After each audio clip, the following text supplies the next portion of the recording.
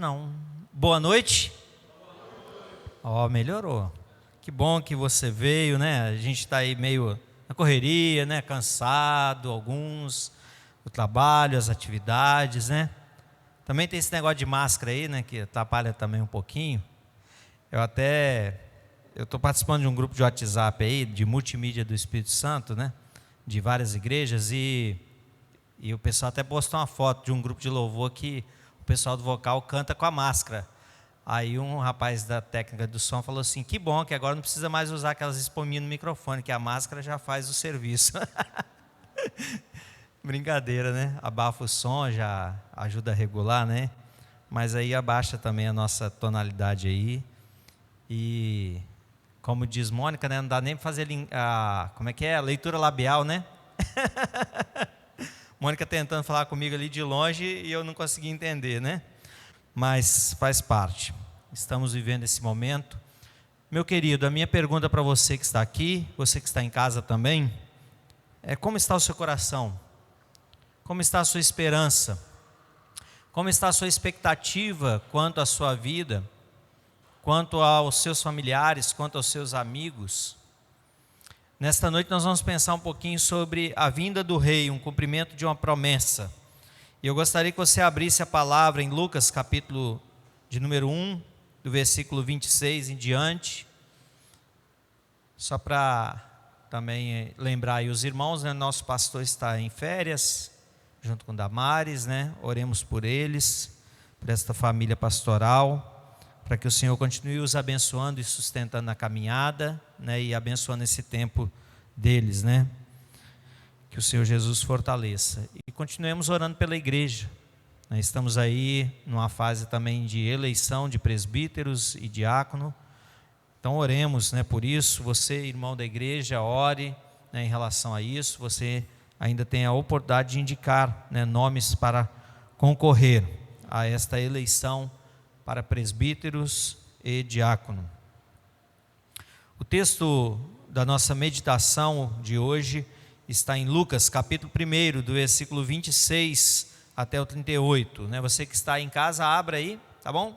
Abra aí o texto, acompanhe, mantenha sua Bíblia aberta, que a gente vai meditar no texto. Também dá tempo, de repente, você rapidinho mandar um link, né, para alguém, para participar do culto, estudar conosco a palavra. Diz assim as Escrituras: no 6º mês, foi o anjo Gabriel enviado da parte de Deus para uma cidade da Galiléia chamada Nazaré, a uma virgem desposada com certo homem da casa de Davi, cujo nome era José.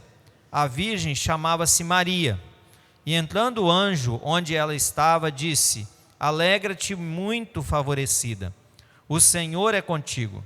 Ela, porém, ao ouvir esta palavra, perturbou-se muito e pôs-se a pensar no que significava esta saudação. Mas o anjo lhe disse: Maria, não temas, porque achaste graça diante de Deus.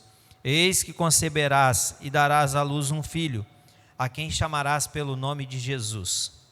Este será grande e será chamado Filho do Altíssimo. Deus, o Senhor, lhe dará o trono de Davi, seu pai. Ele reinará para sempre sobre a casa de Jacó, e o seu reinado não terá fim.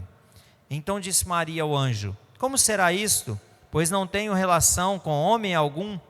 Respondeu-lhe o anjo: descerá sobre ti o Espírito Santo, e o poder do Altíssimo te envolverá com a sua sombra.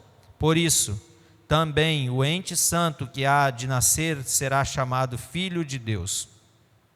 Isabel, tua parenta, igualmente concebeu um filho na sua velhice, sendo este já o 6º mês para aquela que diziam ser estéril. Porque para Deus não haverá impossíveis em todas as suas promessas. Então disse Maria: aqui está a serva do Senhor, que se cumpra em mim conforme a tua palavra.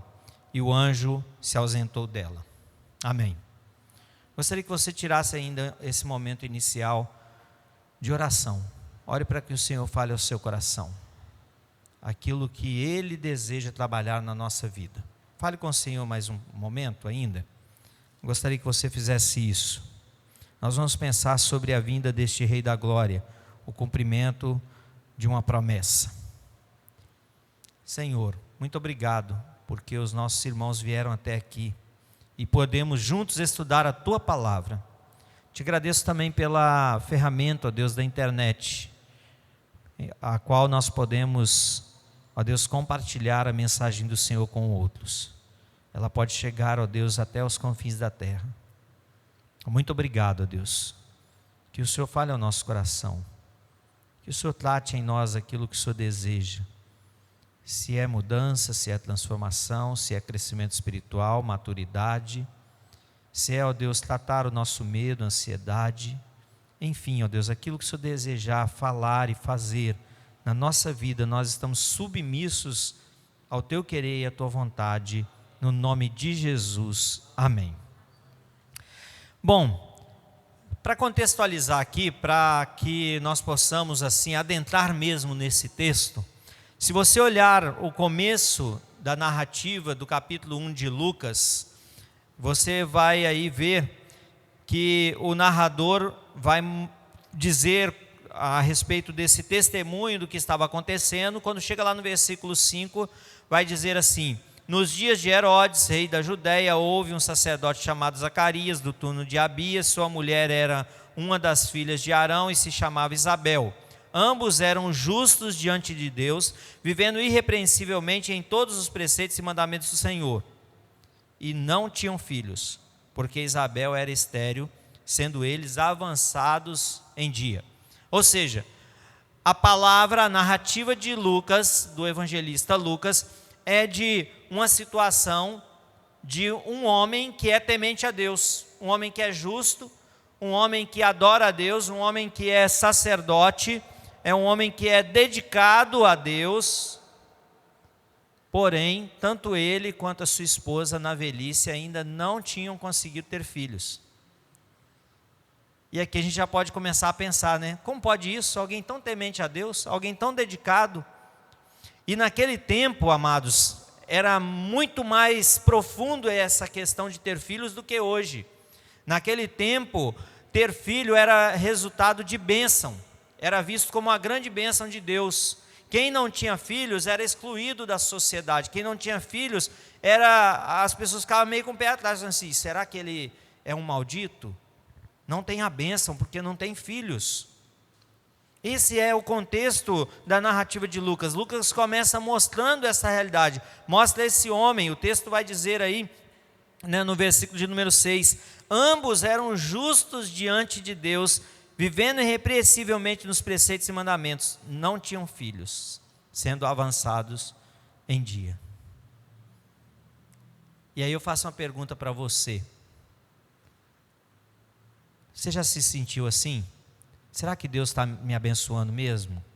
Será que eu tenho cuidado de Deus? Será que é por causa de pecado? Será que é isso? Por isso que eu não consigo o que eu quero? Por isso que eu não vejo a promessa se cumprindo? Assim era aquele momento. Outro fato que o texto nos narra no versículo 5, que quem era o rei? Herodes. Herodes era um bom rei? Herodes era um tirano. Herodes era um edomita. Herodes não fazia parte da linhagem real de Davi. Herodes era um corrupto, era um homem violento. Herodes, nós podemos ver a narrativa, e quando nós lemos também a história sobre Herodes, até a história que a gente lê lá nos livros de histórias, que não na Bíblia, você vai ver que Herodes foi um rei terrível. Era ele que estava no governo, era ele que estava determinando as regras. É nesse contexto, amados, depois de um período de 400 anos de silêncio, Deus não se dirigiu ao povo nesse tempo. Você já parou para pensar o que é 400 anos sem Deus falar com o povo? Hein? Já imaginou? Quando a gente passa alguns dias assim, naquele sentimento, será que Deus não está ouvindo minha oração? Não, eu estou orando e o negócio não está acontecendo. Aí você imagine, várias gerações se passaram, Deus não fala com o povo. Mas agora, Lucas vem narrar uma bênção maravilhosa. É a promessa se cumprindo. E a narrativa de Lucas começa apresentando o que Deus começa a fazer na vida de Zacarias e Isabel, esse casal de idosos. E chega para ele e fala assim: Zacarias, você vai ter um filho. Zacarias duvida do negócio.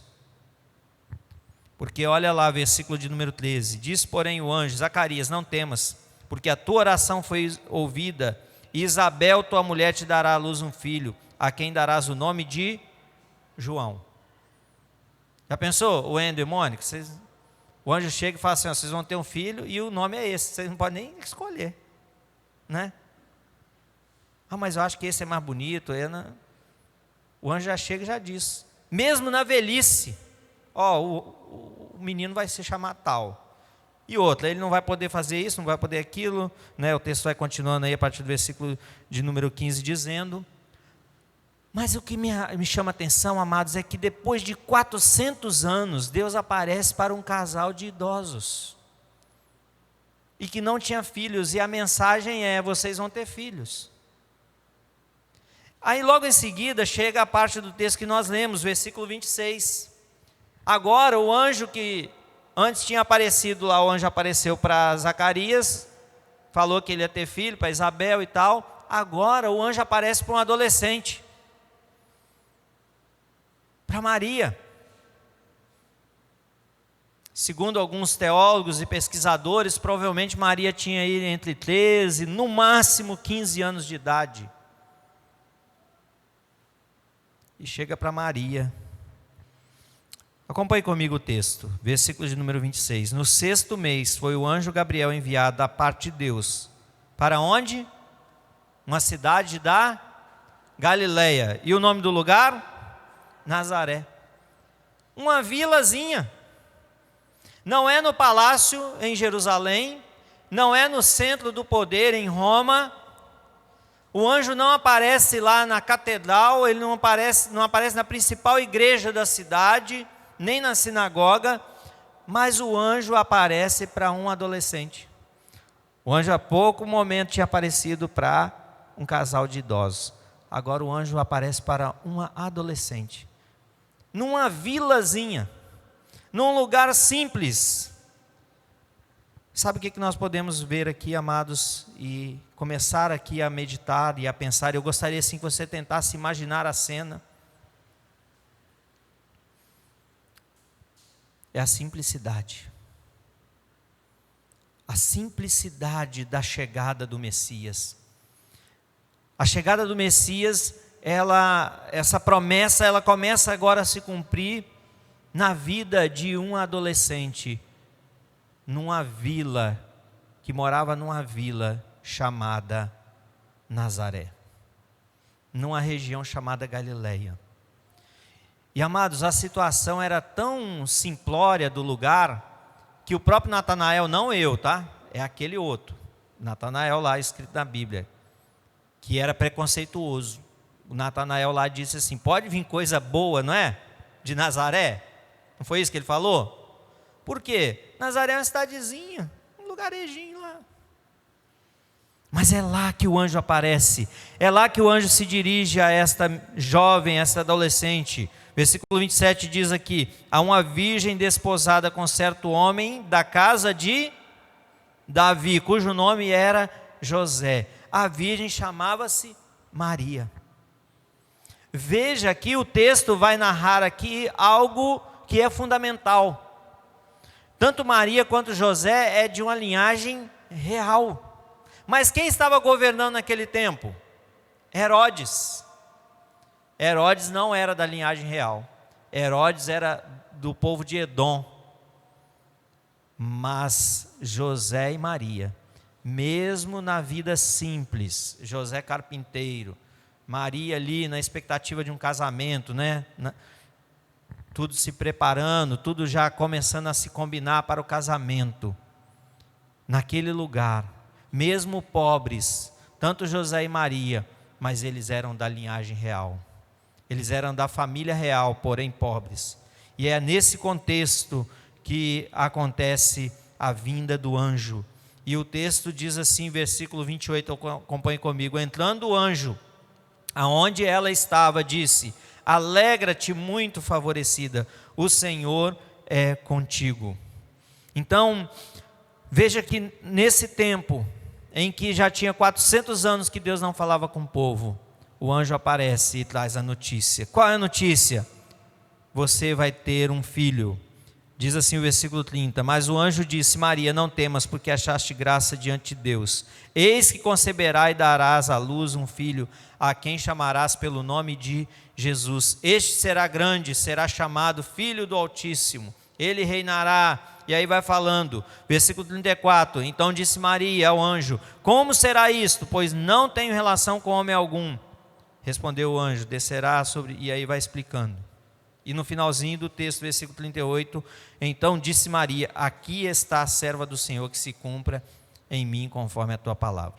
Meu querido, você parou já para pensar na situação dessa jovem Maria, dessa adolescente Maria? Já tudo combinado para o casamento com José, e agora o anjo chega e diz que ela vai ficar grávida. E você já se colocou no lugar dessa menina? Já pensou, Denise?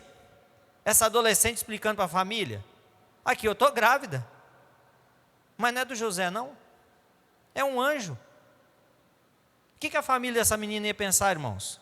Você já parou para pensar? Hein? Essa menina, minha filha está doida. Essa minha prima, essa minha sobrinha, essa moradora, essa aí que estava tudo combinado com José, ela aconteceu algum problema, não é possível, não existe isso. E outra, tem 400 anos que nenhum profeta é levantado no meio do povo de Israel, o anjo vai aparecer justamente para essa adolescente. Irmãos, vocês já pararam para pensar nesse momento, nessa situação que Maria estava vivendo? Mas Deus age dessa forma.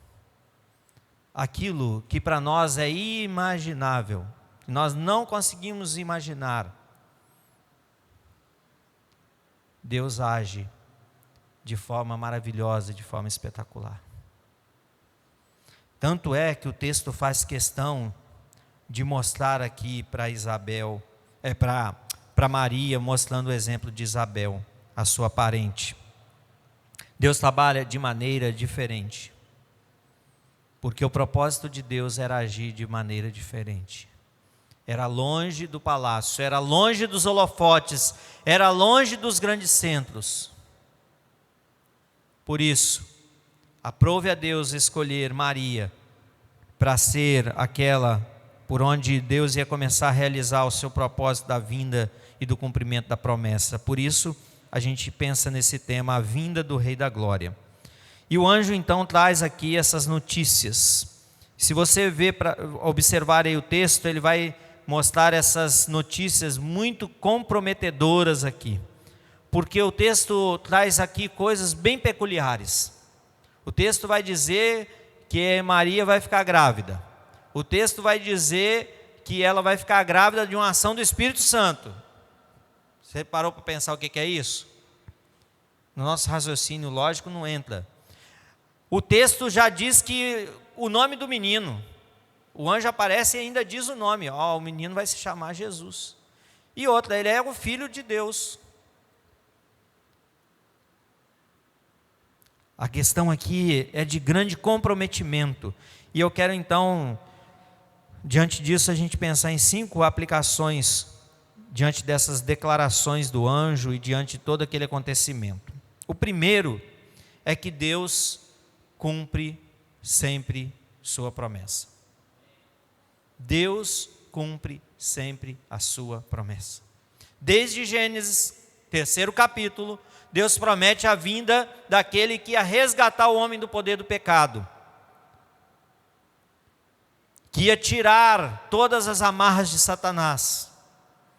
E na narrativa desde Gênesis 3º capítulo, por todo o Antigo Testamento, você vai ver os profetas anunciando sobre a vinda desse Rei da Glória, desse Jesus, desse Filho do Altíssimo. E então os profetas vão falando, vários foram aqueles que anunciaram esta vinda. Se você ler os Salmos, vai falar sobre essa vinda. O Salmo 22, por exemplo, é uma expressão clara que Davi teve, vinda da parte de Deus, para mostrar como que seria o sacrifício de Jesus.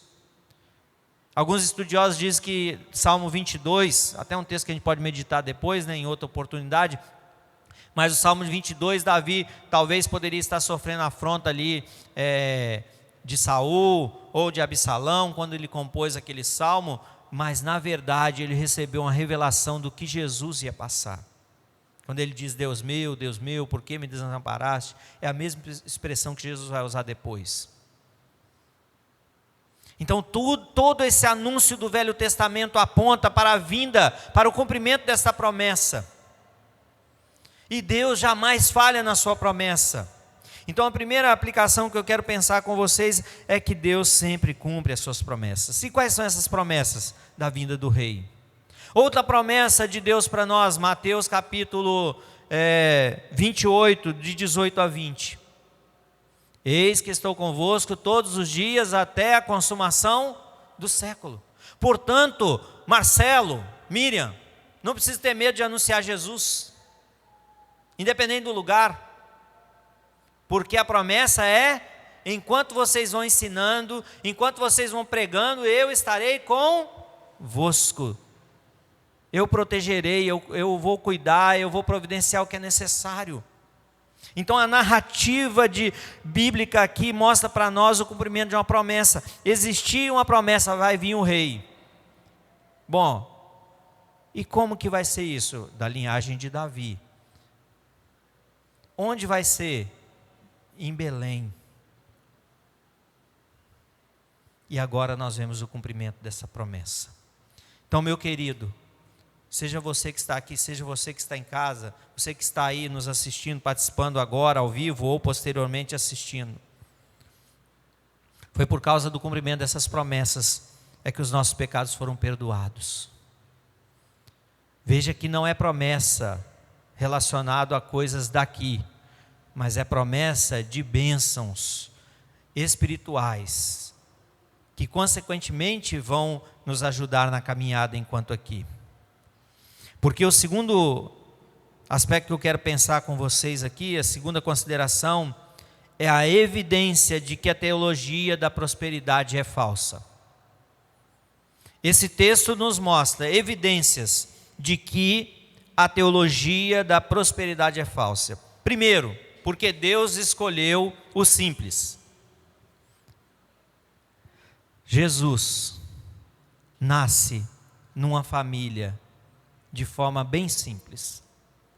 Era uma família de Nazaré. Era uma família de carpinteiros. Ele nasce numa manjedoura lá em Belém.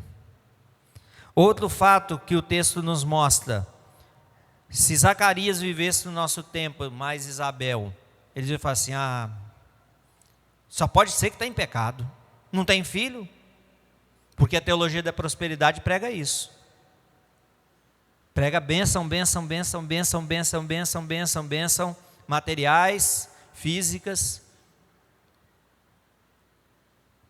Então, tanto Zacarias quanto Isabel, quanto Maria, quanto José, estariam fora da igreja, se fosse a igreja que prega hoje a teologia da prosperidade. O que Deus quer, meu querido, de mim e de você, na verdade, o principal é uma vida santa. E a minha pergunta para você é: você tem buscado viver esta vida santa? O texto fala que Zacarias e Isabel viviam uma vida santa, eles eram justos diante de Deus, não é isso que o texto está dizendo? Eles cumpriam os mandamentos, eles obedeciam. Olha aí o que diz o texto, versículo 6: ambos eram justos, viviam irrepreensivelmente nos preceitos e mandamentos do Senhor. Porém o texto diz no versículo 7, não tinham filhos. Isabel era estéril e avançada em dias. Então, uma vida santa, presta atenção no que eu vou falar, não nos isenta de adversidade. Vou repetir, uma vida santa não nos isenta de adversidade.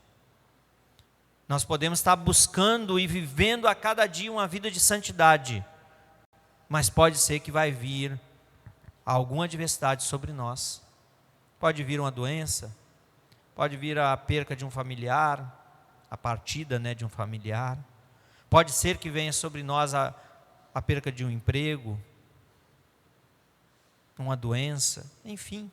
Poderíamos aqui enumerar várias adversidades, mesmo vivendo uma vida santa. Zacarias e Isabel eram dedicados ao Senhor, mas humanamente falando, eles não tinham a bênção. Maria vivia ali naquela expectativa apenas do casamento. Vivia numa cidade pequena, numa vila, era uma vila, Nazaré era uma vila naquele tempo. Um lugar sem tanta significância no sentido de importância como cidade. Não era nem considerada cidade. Eu já passei e cheguei a morar em cidade pequena. Eu sei como que é. Em uma das cidades pequenas que nós moramos, a igreja, a gente treinava os meninos, novo, adolescente, né, buscando preparar eles para continuar servindo a Deus na igreja, tocando, ministrando estudo e etc. Daqui a pouco os meninos iam embora, porque a cidade não tem nada. O único emprego que tem na cidade é na prefeitura, nos órgãos do governo. Não tem indústria, não tem nada, cidade muito pequena. Assim era lá. Mas é nessa simplicidade que Deus estava agindo. Sabe por quê, amados? O maior tesouro não era isso aqui. O maior tesouro não era a coroa. Mas o maior tesouro é Jesus. E Maria, então, é aquela que é usada por Deus para que Jesus viesse ao mundo. O maior tesouro. Não tinha nenhuma expectativa meramente humana naquela região, naquela cidade, na Galileia e Nazaré. Mas essa cidade, esta pequena vila, ela foi escolhida por Deus para ser o lugar, a região de onde daquela família viria o Salvador, o maior tesouro que eu posso ter e tenho. Glória a Deus por isso. Você também pode ter. Você pode desfrutar desta bênção. Terceira consideração nesse texto que eu quero ter com os irmãos, está no versículo 26, 28 e 32 e 35. É que esse texto confirma para nós a doutrina da Trindade. Nós vemos nesse texto a Trindade agindo. Por muito tempo, amados, nós sofremos como igreja, porque tentaram tirar a doutrina da Trindade. E se você tira a ação da Trindade na vida da igreja, você tira o essencial de quem é Deus, porque Ele é um Deus triuno. É o Deus Pai, é o Deus Filho, é o Deus Espírito Santo. Observe comigo o texto, versículo de número 26 diz assim: no 6º mês foi o anjo Gabriel enviado da parte de quem? Deus. Quem está agindo aqui? Deus. O Pai está agindo. Versículo de número 28. E entrando o anjo onde ela estava, disse: alegra-te muito, favorecida, o Senhor é contigo. Quem é? Deus. Deus está com você, Maria. Continuando, o texto vai dizer, versículo 32, a parte B do versículo 32 vai dizer assim: e será chamado Filho do Altíssimo, Deus o Senhor lhe dará o trono de Davi, seu pai. Mostrando essa linhagem real de Jesus, na pessoa de José e Maria, e que esse trono de Davi, humano, agora é o trono de Jesus no sentido espiritual, não só ali, mas a gente vai ver um pouquinho mais à frente sobre isso. Então nós vemos Deus agindo. Bom, Natanael, e o filho? Bom, versículo de número 31 vai dizer assim sobre o filho, ó: eis que lhe conceberás e darás à luz um filho, a quem chamará pelo nome de Jesus. Versículo de número 32, este será chamado Filho do Altíssimo. Veja, o filho. Versículo de número 35, respondeu-lhe o anjo: descerá sobre ti o Espírito Santo, o poder do Altíssimo te envolverá com a sua sombra. Por isso também o ente santo que há de nascer será chamado Filho de Deus. Então a segunda pessoa, o Filho. Vamos para a terceira pessoa, o Espírito Santo. Versículo de número 35, está aí dizendo: descerá sobre ti o Espírito Santo, e o poder do Altíssimo te envolverá. Veja, meus queridos, Maria, ela é cheia do poder de Deus, por essa ação da Trindade. É Deus o Pai agindo, através do Espírito Santo, para que o Filho Jesus nascesse através de Maria. Só nesse texto aqui nós vimos vários versículos que mostram essa Trindade agindo, a coisa acontecendo, porque o nosso Deus, amados, é um Deus poderoso, não é um Deus inerte, não é o Deus que está alheio a tudo que está acontecendo. Há pouco tempo uma pessoa até disse: eu não concebo no meu coração, na minha mente, um Deus que permite todas essas atrocidades que estão acontecendo no mundo, porque Deus é um Deus de amor e etc. Eu tenho esse vídeo de um pastor que estava querendo agradar os artistas. Ele estava falando para os artistas. Então ele está manipulando as escrituras. A pergunta é: Deus está alheio a tudo isso que está acontecendo no mundo? De forma alguma. Mas Deus permite que aconteçam essas situações? Permite. Ele permite. Sabe por quê, meus irmãos? Por causa do pecado.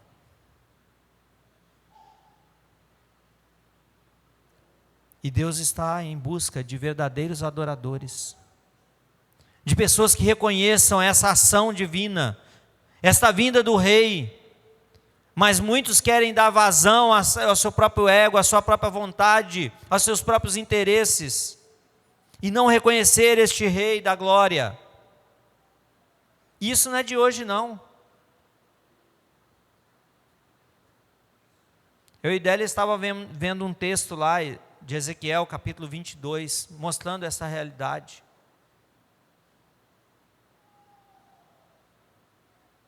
Versículos 30 e 31. De que Deus estava em busca de pessoas para o adorarem.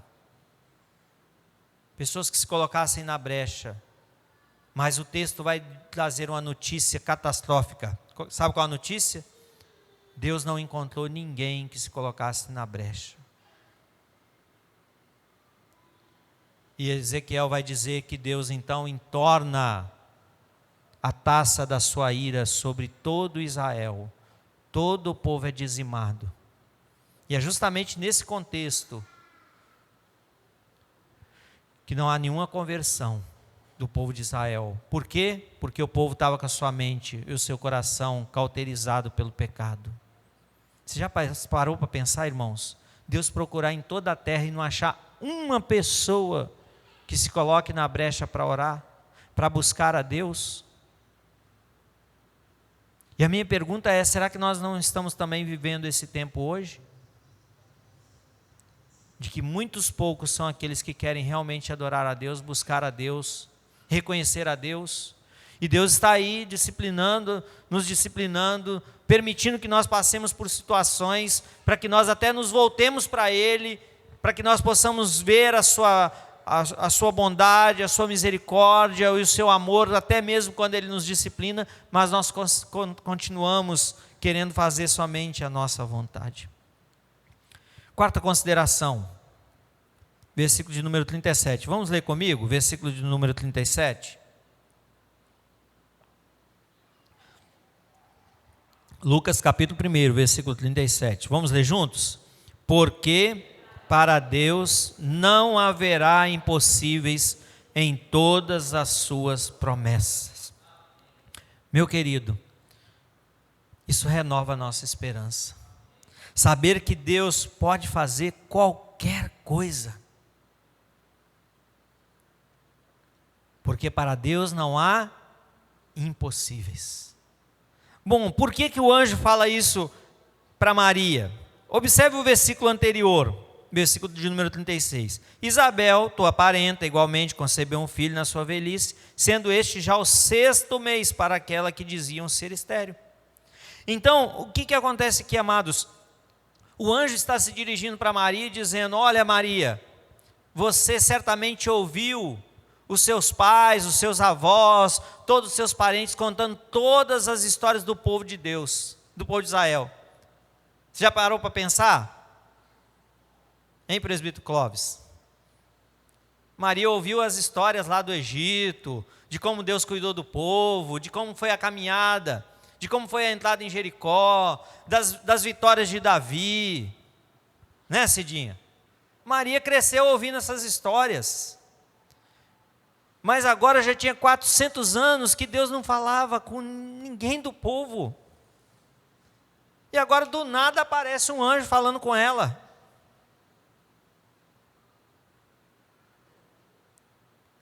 Mas a palavra do anjo é: ô Maria, fica tranquila, calma seu coração, não fique ansiosa, não fique preocupada, porque assim como Deus agiu ao longo da história, de todas essas histórias que você ouviu, Deus está agindo hoje. A sua parente Isabel, mesmo idosa, ela está grávida. Vai lá para você ver, Maria, pode ir lá para você ver se ela não está grávida. Já está no 6º mês da gravidez. Não é maravilhoso isso, amados? Deus está mostrando ali o que Ele está fazendo para Maria. Deus está agindo na história, amados, e Deus continua agindo na história. Sabe por quê? O nosso Deus é um Deus de poder. Não é um Deus que tem algum poder. Não é um Deus que tem poderes limitados. Não é um Deus que está preso a nada, porque o nosso Deus é um Deus todo-poderoso.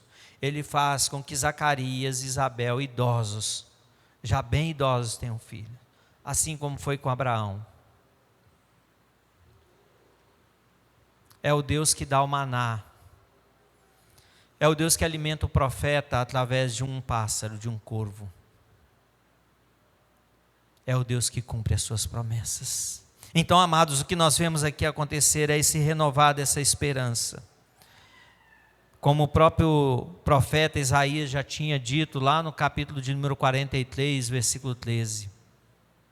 Agindo eu, quem impedirá, disse o Senhor. Porque estou bem certo de que nem a morte, nem a vida, nem principados, nem potestade, nada nos separará do amor de Deus, que está em Cristo Jesus, o nosso Senhor. Meus queridos, vale a pena servir ao Senhor, vale a pena confiar no Senhor. E aqui o anjo aparece, e Maria, ouvindo toda essa notícia, o anjo diz muitas coisas a partir do versículo de número 26 para ela, e eu imagino que a cena, a Maria meio atônita, como que vai ser isso? Como que vai ser essa situação, o que vai acontecer, e etc. E o anjo então diz: olha, Isabel, Deus agiu e ela está grávida, se você quiser ir lá conferir, pode ir lá conferir. E para Deus não há impossíveis nas suas promessas, versículo de número 37. Partindo para a última consideração que eu quero aqui tratar com vocês, queridos. Versículo de número 38. Então, olha aí, o que diz o texto, versículo 38. Então, disse Maria, vamos ler juntos? Aqui está a serva do Senhor, que se cumpra em mim conforme a tua palavra. E o anjo se ausentou dela. Meus queridos, não precisamos temer a vontade de Deus. Não precisamos temer a vontade de Deus. Maria responde positivamente. Depois de todas essas considerações, depois do anjo trazer essa notícia, que talvez ela ficou meio alarmada, perplexa, ficou considerando no seu coração, ficou imaginando tudo que ela iria passar, talvez críticas. Ué, como é que pode? Grávida assim? Ela não estava prometida para José? Como que pode isso? Talvez em todas essas considerações, o anjo diz para ela que para Deus não há nada impossível. E ela então responde positivamente dizendo: aqui está a sua serva, que que se cumpra em mim conforme a tua palavra. Meus queridos, submeter-se à vontade de Deus significa dizer não para mim mesmo, e sim para o Senhor. Você está disposto a se submeter à vontade de Deus? Você está disposto a pagar o preço de dizer: Senhor, eis-me aqui. Senhor, eis aqui o teu servo. Eis aqui a tua serva. Eis aqui a minha família. Eis aqui os meus filhos. Que se cumpra em nós a tua vontade. Se cumpra em mim a tua vontade. Você pode dizer isso, meu irmão? Existem implicações desse dizer sim para o Senhor. Significa que eu estou abrindo mão do meu eu. Significa que eu estou confiando totalmente em Deus. Significa que eu estou dizendo: Senhor, a minha vida está totalmente em tuas mãos. Meu querido, muitas vezes nós pensamos no hoje, no agora. Muitas vezes nós pensamos naqueles aspectos que envolvem o financeiro, né, que envolve o alimento. Não é? Como que será da minha vida amanhã?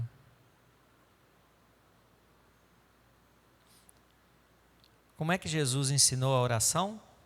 Do que a gente chama de oração dominical, oração do Pai Nosso? O pão nosso de cada... Hein? Como é que é, Alcimar? É de todos os dias? De todo o ano? É de cada dia. É o pão nosso de hoje. O de amanhã a gente pede de novo. Não é assim? E assim sucessivamente. Então descanse em Deus, meu querido. Quantos planos as pessoas elaboraram para o ano de 2020? Estava hoje lá no nosso bate-papo dos pastores, né?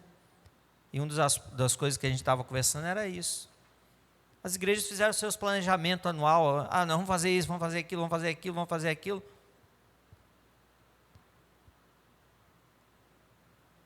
Como que vai ser o relatório da igreja agora no final do ano? Hein? Ô Rosa, e o relatório da SAF? Fizemos tantas plenárias, fizemos tanto não sei o quê, fizemos tanto... Meus queridos, esses números aí não vão servir de nada. De nada. Eu não estou falando que a gente não tem que fazer, tá bom, irmãos? Entendo o contexto que eu estou dizendo aqui. Eu estou dizendo que Deus fez assim com a gente: para tudo que vocês estão fazendo. Eu quero que vocês parem. Não é o Covid. Vocês entenderam? Não é o Covid. Deus permitiu.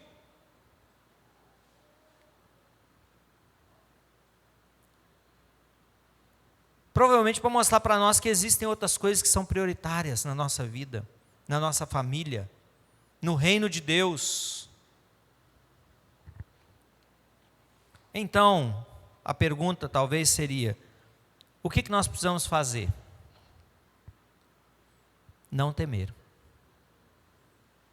Não temer. Não ter medo. Não ficar ansioso. Não ficar preocupado. Não ficar com medo de nada. Sabe por quê? Porque se nós somos filhos de Deus, Ele vai cuidar de nós. Se nós estamos nos colocando à disposição dEle para servir: eis aqui, Senhor, a minha vida, Ele vai prover o que é necessário. Ele vai nos sustentar na caminhada. Eu me lembro que há cerca de 2 ou 3 anos atrás, a gente estava passando por uma crise aqui no nosso país, 2017. E foi quando a nossa igreja adotou 2 desses missionários que estão representados pelas suas bandeiras. Num tempo em que muitas igrejas estavam negando a parceria com os missionários financeira. Eu louvo a Deus porque o conselho dessa igreja tomou uma posição diante de Deus e deu um passo de fé. Não, nós vamos assumir esse compromisso com esses missionários. Porque se fosse olhar na situação do país, no contexto que estava vivendo, não ia fazer. Mas nós precisamos, amados, confiar de que Deus é quem provê, de que Deus é quem sustenta, de que Deus é o maior interessado para que o Evangelho cresça.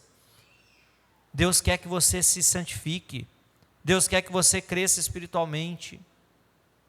E é por isso que essa promessa se cumpre na vida de Maria, quando ele então envia o anjo e diz para Maria tudo o que iria acontecer. Olha, vai ser assim, assim, assim, assim. Deu até detalhes de como que seria. Deu até o nome. Chegou para Zacarias e Isabel disse, o nome do menino vai ser João. Disse para Maria, o nome vai ser Jesus.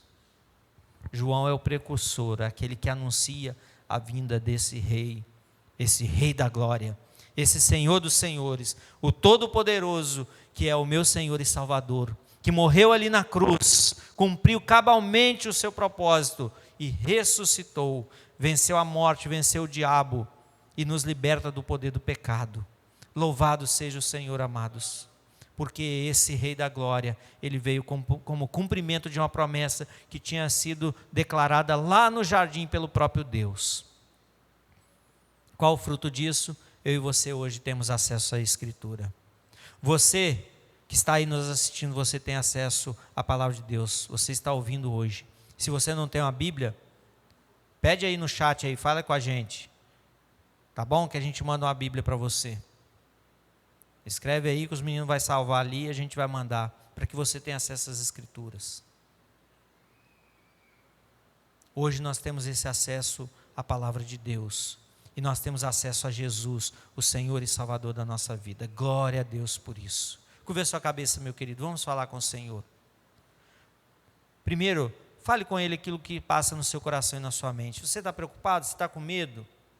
Você está ansioso por alguma coisa que está acontecendo na sua casa, na sua família, no seu trabalho, no seu entorno, ou no mundo, o que a sociedade está vivendo? Fale com Ele, Senhor, estou meio preocupado aqui, Senhor, estou angustiado, Senhor, não estou vivendo essa vida santa que a Tua palavra nos orienta a viver. Senhor, perdoa a minha falta de fé.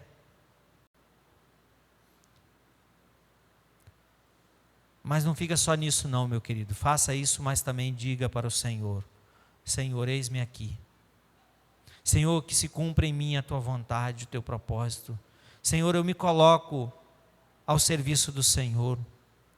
Louve a Deus, adore a Deus, agradeça a Ele, porque essa promessa se cumpriu. Senhor, muito obrigado, porque o Senhor enviou o Teu Filho Jesus, porque Ele nasceu lá na simplicidade de Nazaré, de Belém, da Galileia, nasceu numa família humilde. Senhor, muito obrigado. Muito obrigado porque o reino desse rei não é um reino passageiro, mas é um reino eterno. Senhor, e muito obrigado porque o Senhor me proporciona a salvação e esta bênção de participar nesse reino eterno, de estar nesse reino eterno e de levar esta mensagem para que outros estejam nesse reino eterno. Vamos falar com o Senhor, fale com Deus. Ó Pai, muito obrigado pela Tua palavra que chegou até nós. Muito obrigado, ó Deus, porque esta mensagem, esta narrativa de Lucas capítulo 1, ó Deus, ela é tão maravilhosa porque ela expressa o cumprimento da promessa da vinda do Teu Filho Jesus, através da ação do Espírito Santo na vida daquela ainda adolescente, que foi usada pelo Senhor para a vinda do Rei dos Reis, o Senhor dos Senhores, o nosso Senhor e Salvador, Jesus Cristo, que se entregou, cumpriu cabalmente todos os requisitos legais, morreu ali naquela cruz, mas ressuscitou. Louvado seja o Senhor, porque ali toda a ira do Senhor foi paga, e nós podemos desfrutar, ó Deus, do reino eterno, do reino que não tem fim, do reino que dura para todos sempre, ó Pai. Muito obrigado por tão grande amor demonstrado a nós. Muito obrigado, ó Deus, porque também a Tua palavra nos garante que o Senhor está conosco todos os dias, até o fim dos séculos. Muito obrigado também porque a Tua palavra nos disse nesta noite que para o Senhor não há impossíveis. Tudo é possível ao Senhor. Porque Tu és o Deus Todo-Poderoso, Tu és o soberano, Tu és não só o Criador, mas também o sustentador de todas as coisas. Glória seja dada ao Teu nome, ó Pai. Eu rogo pela vida daqueles que porventura estejam angustiados, estejam com medo, aqueles, ó Deus, que estão temerosos, aqueles, ó Deus, que não querem ainda abrir mão do seu eu. Ó Espírito Santo, trabalhe os corações, para que nós possamos confiar total e plenamente no Senhor, para que nós, ó Deus, possamos nos submeter à Tua vontade, e assim como Maria diz, eis aqui a Tua serva, nós possamos dizer, Senhor, eis aqui o Teu servo, que se cumpra em nós a Tua vontade. Ó Senhor, trabalhe o nosso coração, para um serviço agradável ao Senhor, santo, que glorifique ao Senhor, por onde nós formos, por onde nós passarmos, o nome do Senhor possa ser engrandecido, possa ser glorificado, ó Pai. Nós te oramos, nós te agradecemos, na certeza absoluta das bênçãos do Senhor sobre nós, que é no nome de Jesus, o nome tem todo o poder que nós oramos. Amém. Deus abençoe a sua vida, Deus abençoe o seu coração, esteja sustentando você nesta caminhada, tá bom? Deus abençoe a todos os queridos que estão aqui.